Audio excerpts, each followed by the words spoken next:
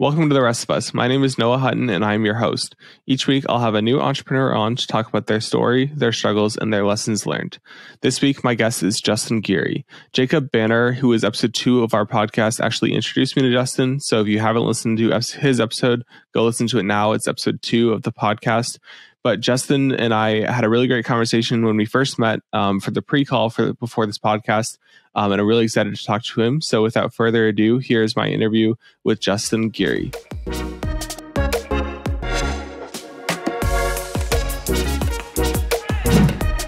All right, Justin Geery, welcome to the Rest of Us podcast. Thank you for having me. So Justin, actually, I got connected with Justin through Jacob Banner, who's the second episode of this podcast. So if you haven't listened to that episode, go listen to it now. It's really good. But before we get started, Justin, just kind of introduce yourself, introduce your business, and kind of what you do. Yeah. So I'm Justin. I guess call myself a wedding and commercial cinematographer. And then to kind of regular everyday people, just videographer is fine. But primarily I focus on creating wedding films, and also like commercial media. So commercials, ads, promos, social media content. Yeah, definitely. You do great work. So I'm really excited to kind of get into that. And some of the videos you have kind of a story behind them. So we'll get into that as well. But before we get there, let's just kind of start at the beginning of your kind of videography journey, cinematography journey, where that started and how you got into the world of cameras and doing that work. Absolutely. So kind of started when I was younger, probably around the age of 11 or 12. My brother had a camera as a hobby photographer, and we went to take pictures up at a local overlook. And while taking pictures up there, I really enjoyed being behind the camera. So from there, being a little kid that kind of idolized my big brother, I asked my parents for a camera for Christmas, and luckily I was able to get that camera. I ended up getting like a Sony Cybershot that had like the internal lens in it, very old camera. But I made a lot of use of that for probably the next 5 to 7 years. Started off doing a lot of like YouTube videos, skits and stuff with my friends, doing short films, progressed into high school. I tried that phase of being a YouTuber. I was using that camera. And then while in high school, my school offered a video and sound class, and kind of focused on like news broadcasting, but also sports highlights. We did a lot of skits and stuff there. And I joined that more for the social aspect. But as I was in that class, I started to find more of a love and a passion for creating videos, taking photos. And it was my senior year. I was originally planning on going to school for criminal justice. There was, a big drive going to college is I wanted to become a detective in the FBI. That was my long-term goal. But towards the end of my senior year, a lot of teachers, a lot of friends and classmates said that I was very good at the videos and the photos that I was producing, and kind of brought up that idea of maybe pursuing it as a career instead. And at that time is kind of when I got introduced to YouTube as well. So I started watching guys like Peter McKinnon, not quite Danny Gevirtz at that point, but he's a big inspiration too. But watching some of those guys and seeing that they were making a career doing video production, taking photos, kind of set me in the right direction and made me think that I at least had a shot of doing that. So I decided to go to college studying media communications. And then ultimately kind of wasn't the path that I wanted to be on.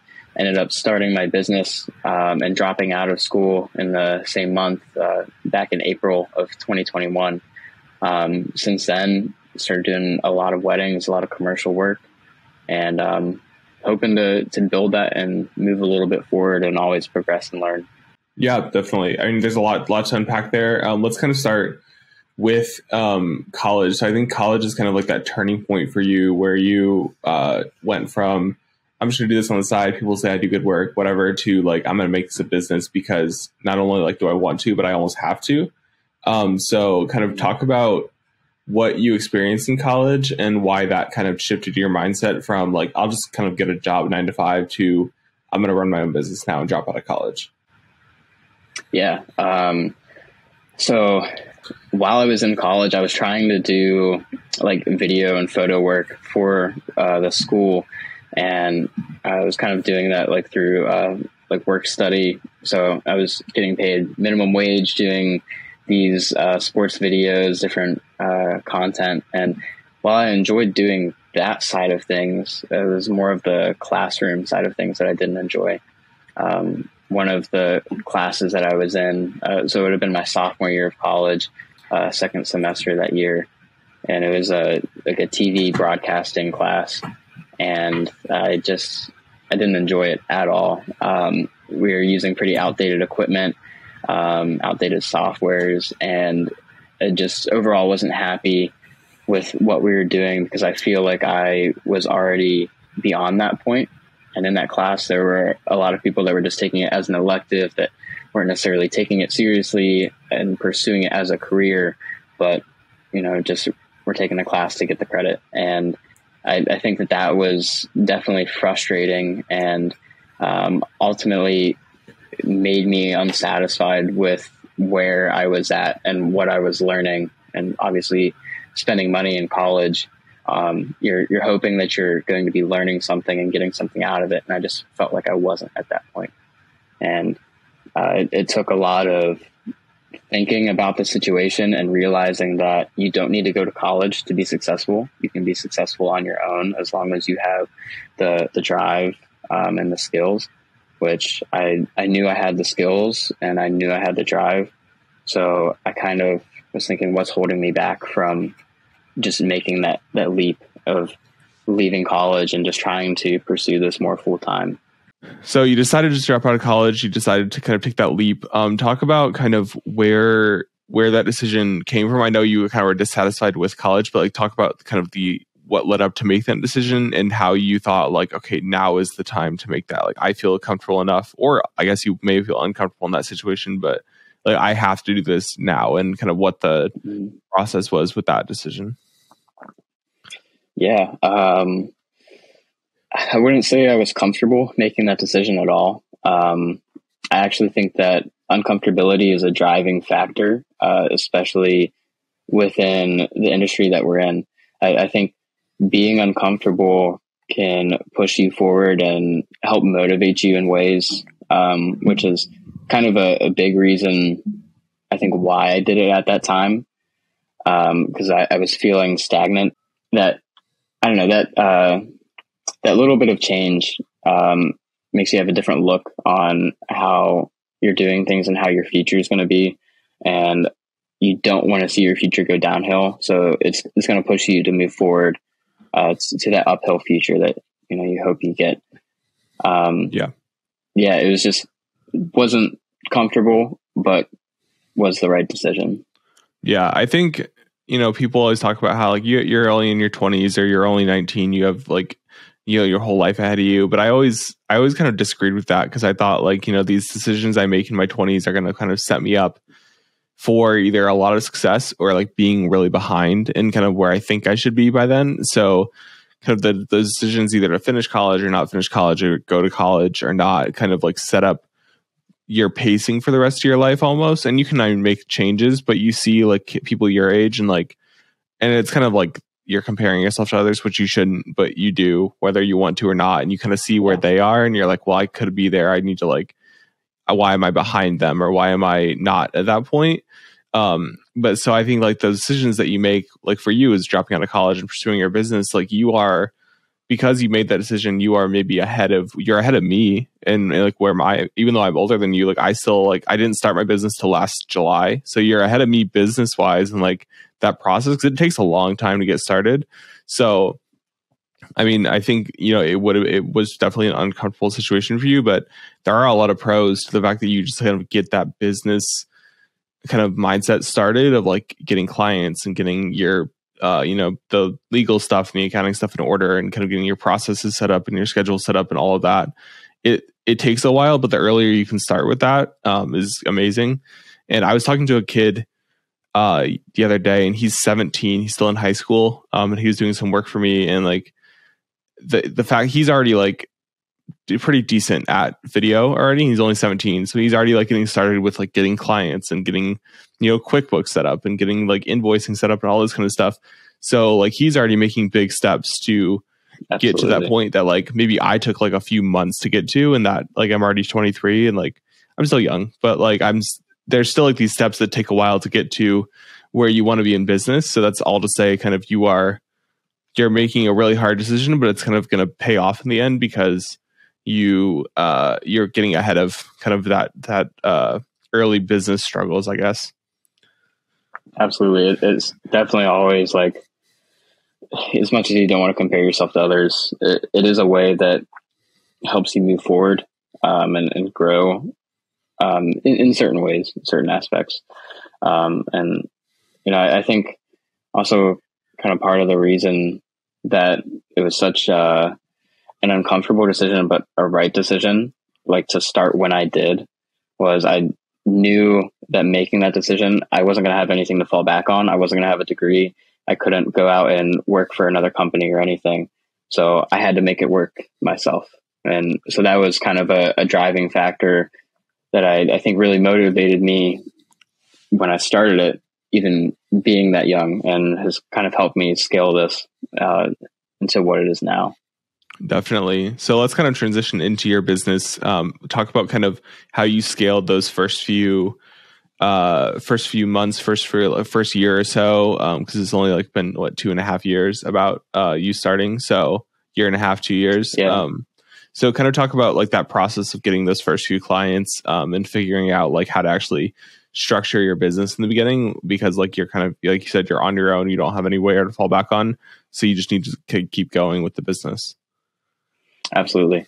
And it's very difficult at first. I think it's a little bit about, trying to establish that networking when you're young. And it's very difficult being young and people having a lot of faith and trust in you to do this kind of work. So it was kind of something that I was getting frustrated in early on, because I was doing a lot of cold calling. I was trying to reach out to potential clients, offer, insane deals. And I think all of them were stupid to pass on it, but yeah. Ultimately, I guess I didn't have enough work to show for it then. And there wasn't that line of trust that I could create the vision that they were hoping. And that's what made it very difficult at first. It's also why, during that time I was serving at a restaurant too, to make ends meet, make sure I had money to pay the bills and everything, but ultimately wanted to get the business going to where it was my full-time job. But luckily I was able to land a few of those cold calls that I was doing, especially in my hometown. It made it a little bit easier. People kind of knew me from high school. I did sports in high school and in college locally. So people kind of knew my name a little bit, and knew my face. I was super involved in high school and NHS and different clubs and stuff. So I was always meeting these adults, which made it a little bit easier. They knew I was a driven kid and that it seemed like I was going to do good work, or I was at least set in the right direction. I think some of those clients were just able to take the chance on me, kind of, and some of them paid off, some of them didn't. It was low budget jobs, not making a lot of money from it. I was doing commercials for like $100 or $200. Yeah. So I really wasn't making anything, but at the time I was like, this is awesome. I'm making money finally. Yeah. And, but that at least let me get work into my portfolio. It let me kind of get a little bit more creative. some of those clients were super understanding with that I'm young and I'm trying to figure out what I'm doing, and they allowed some of the creativity. One of those early on clients, I was able to convince them to do like social media monthly retainers, and so I was like managing their social media for a few months. They had just opened a new location, and I was promoting that. And while I was doing all that, I also just the creativity side of things and wanting to expand a little bit, I asked them if it was cool if I made a commercial as part of that, like social media management, rather than just taking like some photo and video content and throwing some graphics on it. I was able to do that commercial, and they actually liked it so much they reached out to a local news station, had it aired on TV. First time any of my work was shown anywhere. So it was awesome to see that. And I think after doing like that sort of big job and doing all these other small jobs, kind of created the confidence. Then when I would go into cold calling other potential clients, I felt more confident about what I was offering, felt more confident to raise my prices. And that kind of started like a snowball effect with it. Yeah.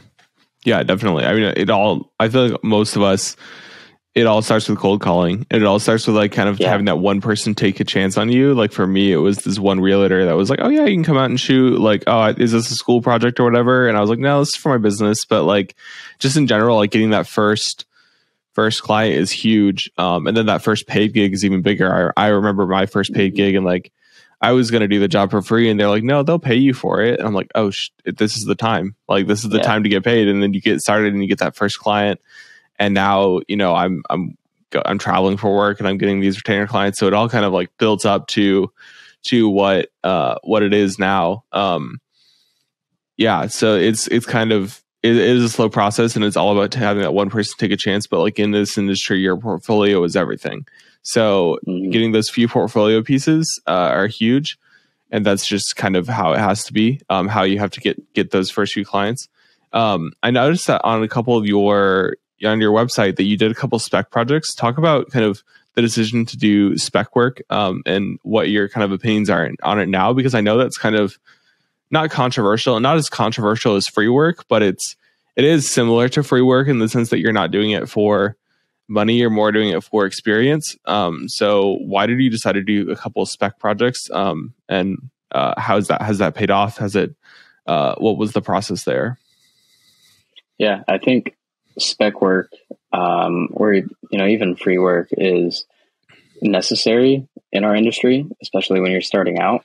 I think once you establish yourself to a certain point where you are making money and you're doing well, then obviously you don't really want to do free work. If you are really passionate about something though, and nobody's going to pay you to do it, then you might as well do it. That's kind of how I look at it. As long as you have the time and it's not interfering with the money you could be making. Yeah. And so that's why I started doing some spec work kind of early on within that first year, because I think that spec work that you put in your portfolio kind of establishes the brand and the kind of work that you want to do. Mm-hmm. And so I had actually offered, there's a local football player. His name is CJ Goodwin, plays for the Dallas Cowboys. And I offered him a free video because I wanted to get into documentary filmmaking. That's something I wanted to get into. I wasn't having any clients reach out to me for it, but it's something that I was passionate about and that I wanted to get into. And I wanted to establish myself more of a documentary sort of narrative filmmaker in the commercial side of things. So I thought that would be a great way to do it, is by offering that to him. And I'd say ultimately it has paid off now, after doing some of the spec projects, especially more of the narrative documentary stuff. I've been able to show that to potential clients, land jobs. I actually just landed a client out of Boston, so I should be going there next month. Oh wow, and that's really doing exciting. a mini documentary thing with them. Thank you. Yeah. So that spec work, paid off for me. It might not pay off for everybody, but I do think that it's necessary, and it at least allows you to stay creative and keep producing content. Yeah, absolutely. And you kind of transitioned as well into that CJ Goodwin video. So kind of talk about the process there, because I mean, it's a fantastic video, and like getting an NFL player as a, not to say client because he didn't pay you, but just like kind of as a subject, I guess, for your work is pretty big, and it allows you to attach that name and that kind of brand to your work. So talk about how you got that gig and the process of that project, because I know it was kind of pretty quick and pretty kind of quick and dirty almost, but it turned out really well. Yeah. Definitely big name, and I kind of saw a lot of potential in that. I thought by maybe offering him this idea that was just running through my head, and if he was able to bite on that, then I could produce something special. I could also, get a little bit more, I guess, of a following, or, a little bit more clout, if you want to call it that. If people seeing my page, seeing some of the work that I did, just because he had that big name. But also he's a very community oriented person. And I thought that, he would be more willing to do something if it was someone local, someone who is also trying to give back to the community in a little way. And that's kind of what we did with this project. We wanted to kind of inspire young athletes in our area. The city that he grew up in, within the Ohio Valley. So it's, our Ohio Valley area has about maybe like 250,000 people that live in it. But it's over like, probably like a 30 to 40 mile stretch long ways, and then like a 20 mile stretch sideways. And so kind of a big area, but we're also like very small towns make up that. But he is from the largest town that makes up that, being Wheeling, West Virginia. They're more of like kind of fallen off the map a little bit, and have been hit with a little bit more low income situations. And him being from that city, and seeing those athletes there that you would want to look up to that story. Like, here's this guy from our city. We know it's a low income area, but look, he made it. Like, it was something important to both of us to try to show them. And one thing I better clarify in case he's listening to this, he wanted me to make sure that everyone knew that he was blessed enough. His family was okay financially. It wasn't like he was necessarily rags to riches. That was something that was very important to him when we started the project too. But we wanted to ultimately inspire those who maybe were less fortunate than him in the situation. And so I pitched him the idea. He was on board with it. We kind of planned it out a little bit for shooting. Obviously, it was just after the football season had ended. They had some time off, but had started back with like spring training and stuff. So he was traveling a little bit. But I was able to schedule a day for it. I got two people involved locally, Seth Nardo and Mason Goddard. I went to high school with Mason. Seth graduated in my class too, but from a different school. But we were able to kind of connect through social media and seeing that we were interested in the same things. Brought them on board. We filmed him for the day, going through workouts, did like interview portions and stuff, and then made this project. I wanted to have it done a little bit sooner to enter into a film festival, but based on the time that he could come back and we could actually shoot it, I wasn't left with enough time to get it done. So I spent a little bit more time on it, trying to make it look a little bit better. Didn't necessarily rush it as much. Yeah. Talk about, it's really a documentary, and it's honestly one of the things that I noticed about it that I thought was kind of interesting was how short it was. It's like what, 2.5, 3 minutes maybe. So it's on the shorter side for sure. It's not like a full like hour long, 30-minute long kind of documentary, but it tells the story very well and very purposefully. So kind of talk about the process of producing that video, because I know there was some challenges with getting into places and the weather and all these kind of different things that came up during the process of the of the shoot. So just kind of talk about the whole shoot day and the process of filming that documentary. Yeah. So we were only left with one day to shoot it based on, his travel schedule. So we were kind of cut on a little bit of time. We shot a ton of content during the interview portion. Like we had a ton of dialogue to use. But we just didn't have enough time to like film enough other content, I guess, to throw over it. Cause I originally I wanted him to go to, youth center that he grew up in, which is where we did the interview, but I wanted him to interact with kids there. I wanted him to maybe go to like some of the foster homes in the area, or like try to get back to the community in a way and like show that side of things. Yeah. But we didn't have enough time to end up doing that. We did want to get shots of him out on the field, which we were planning on doing that same day, but it ended up pouring down rain. So we went indoors to a local sports complex. CJ was gracious enough to rent that out completely and bring in some high schoolers, and they did that work out there. But I told him, I thought it was important to maybe get some shots of him outside, like individually, solo on the field. And he said, okay, I'm here tomorrow too. I have some plans, but I'll be free like in the evening. He had some connections with the sports complex, and they were like, anything for CJ. They gave us the field that next night, turned all the lights on for us, made sure no one else was going to be out there. We had free reign over the field, flying drones, anything out there. And we were out there for, I don't know, maybe like 30 or 40 minutes, but then he had to get going. He was going up to a dinner with friends and family. So we only got that little window, but it was enough footage to then put in the edit. But ultimately we didn't get enough like B-roll content, which is why it is so short. And that's why I ended up cutting a lot of dialogue out from his story and tried to make it more short and sweet, telling his story, rather than it being super detailed.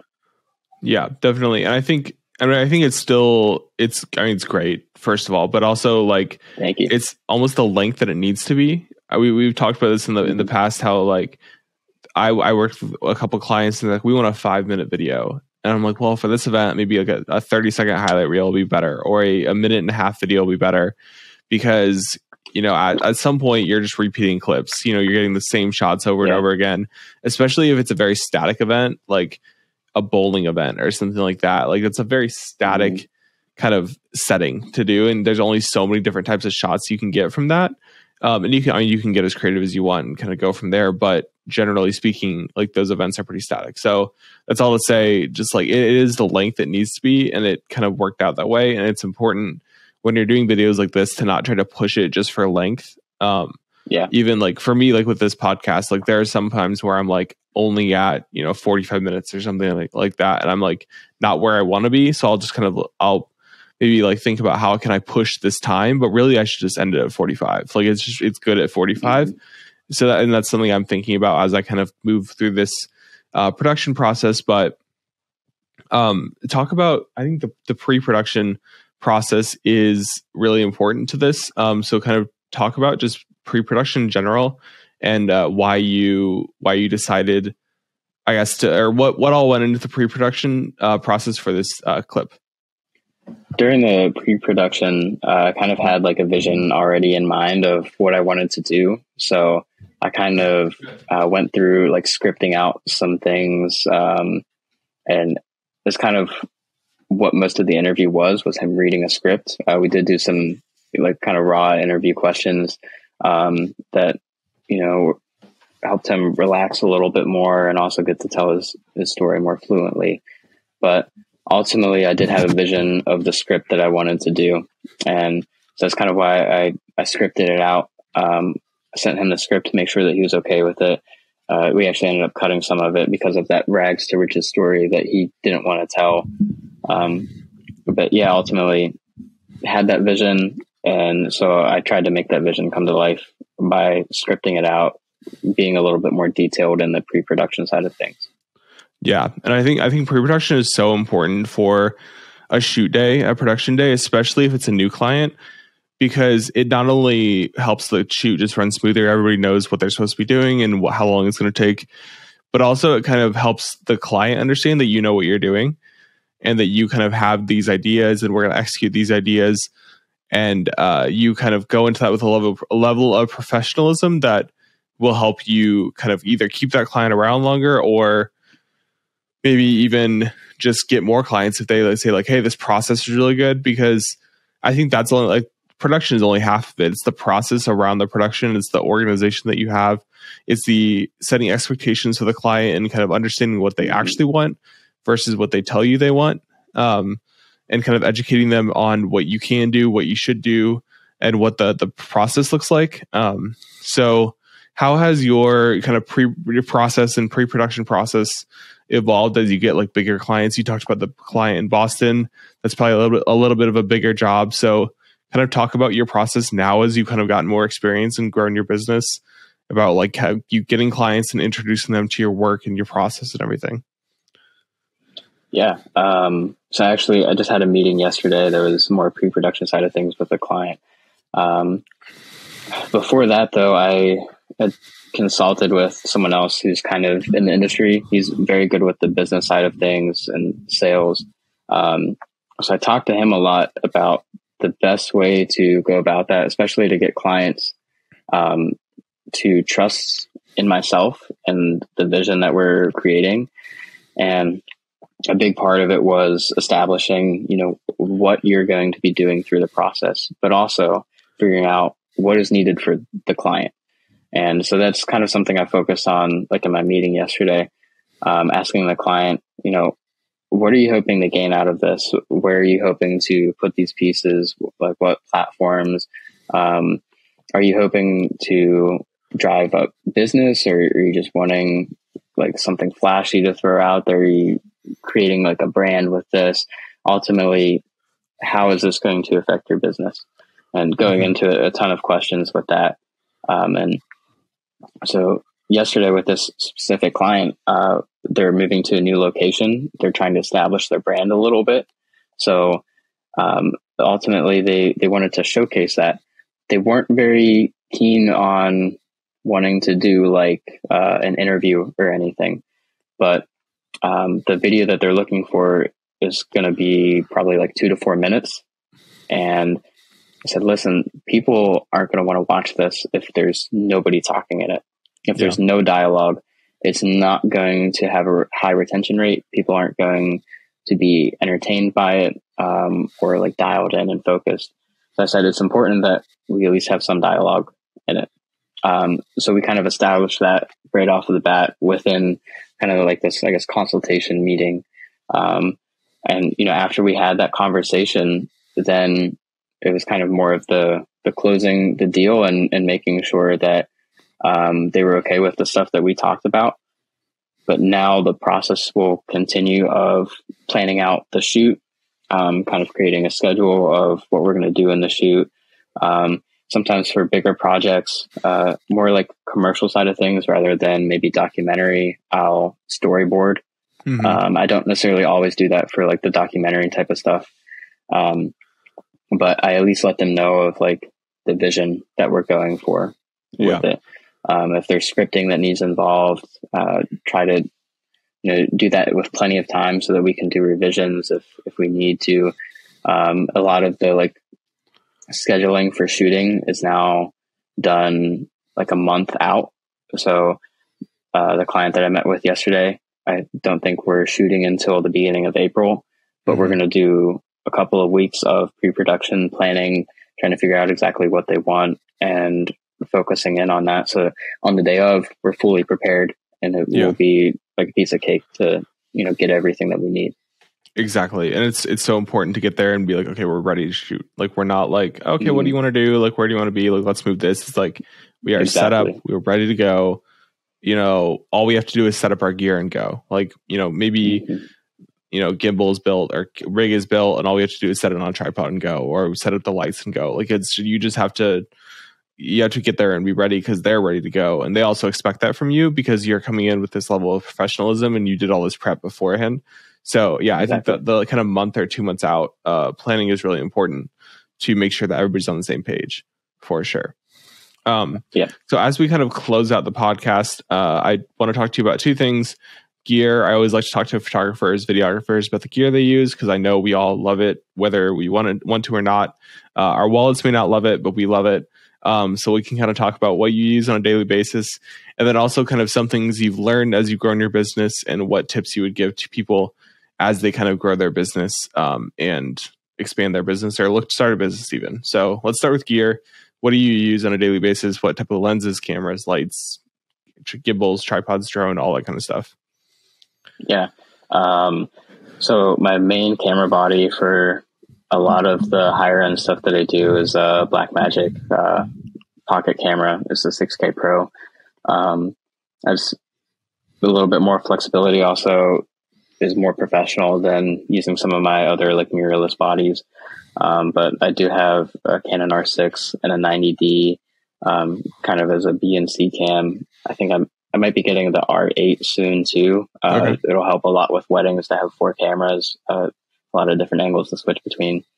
For lenses, typically on the Blackmagic, I have a Sigma 18-35. That's a f1.8. That's kind of my go-to. Throw Pro Mist on it. Love the look of it. But then I also have 24-70, 70-200, some like Cine 35 prime, 50 Cine prime, then like a 50 1.8. And then I have like some of the baseline kit lenses that I still use occasionally, like for my C angle in a wedding. Like it doesn't have to be super crisp, but as long as it's getting the job done, I'll throw one of those kit lenses on there. Yeah. And I want to say, I knew that like glass is super important with a camera. Like it's almost more important than your body, but I didn't realize even like how true that is.